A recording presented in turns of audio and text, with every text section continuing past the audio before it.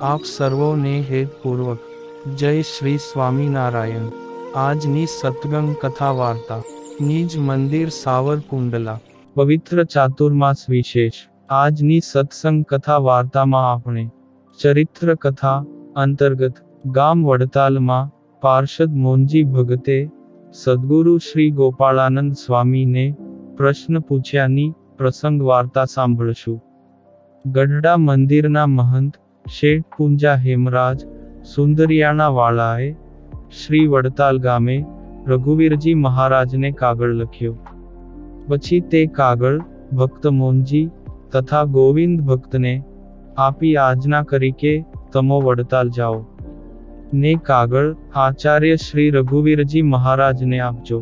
પછી તે બે જણા કાગળ લઈને ચાલ્યા તે ધોલેરા ગયા ને ત્યાં હરિહર્યાનંદ સ્વામી તથા નિષ્કુળાનંદ સ્વામી તથા ભાઈ આત્માનંદ સ્વામી રહેતા હતા।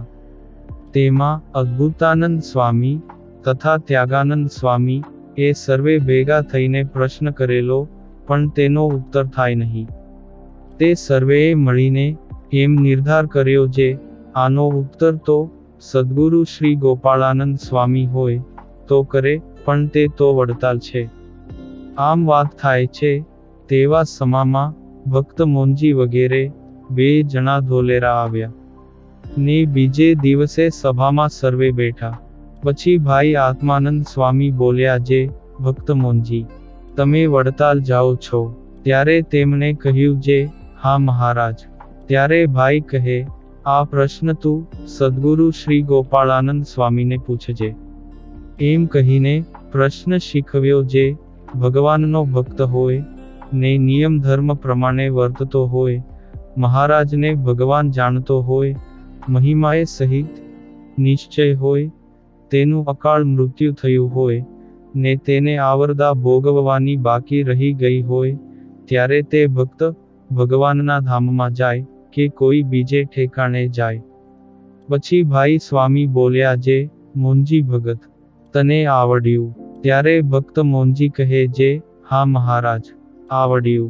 હું સદ્ગુરુ શ્રી ગોપાળાનંદ સ્વામીને તમારું નામ લઈ આ પ્રશ્ન પૂછીશ ને તેનો જે ઉત્તર સ્વામી તથા સૌ સાધુ કહેશે તે હું શીખીને તમારી પાસે આવીને કહીશ। પછી સ્વામી રાજી થયા।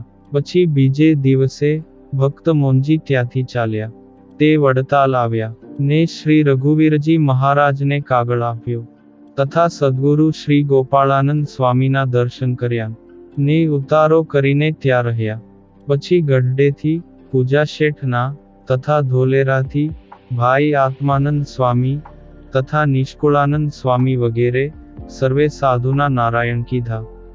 પછી બીજે દિવસે સદ્ગુરુ શ્રી ગોપાળાનંદ સ્વામી ના આસને સભા થઈ। પછી ભક્ત મોંજીએ ભાઈ આત્માનંદ સ્વામીએ જે પ્રશ્ન શીખવી કહ્યું હતો તે સદ્ગુરુ શ્રી ગોપાળાનંદ સ્વામીને વિગતે સહિત કહી દેખાડ્યું।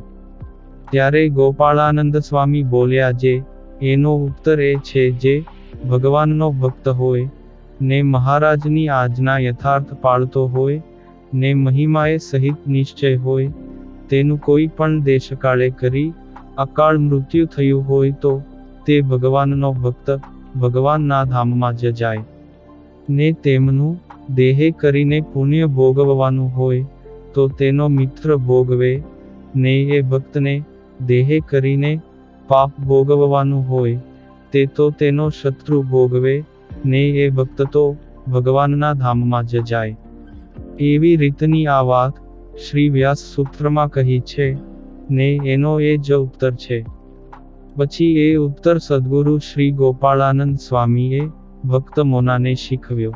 પછી ત્યાં 2 દિવસ રહી ભક્ત મોંજી ત્યાંથી ચાલ્યા તે ધોલેરા આવ્યા અને ત્યાં આવી ભાઈ આત્માનંદ સ્વામી તથા શ્રી નિષ્કુળાનંદ સ્વામી વગેરે સર્વેને દંડવત પ્રણામ કરી પગે લાગ્યા।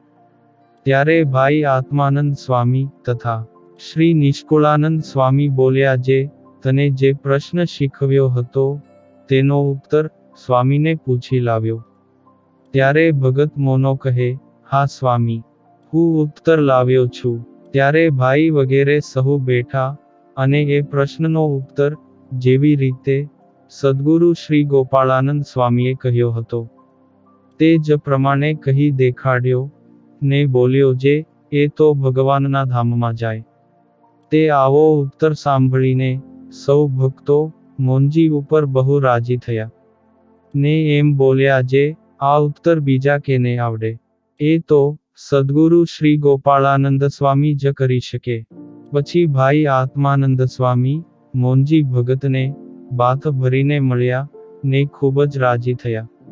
આ પાવન પ્રસંગ આજે મોંજી ભગતની વાતો વાત 16 માંથી સાંભળ્યો.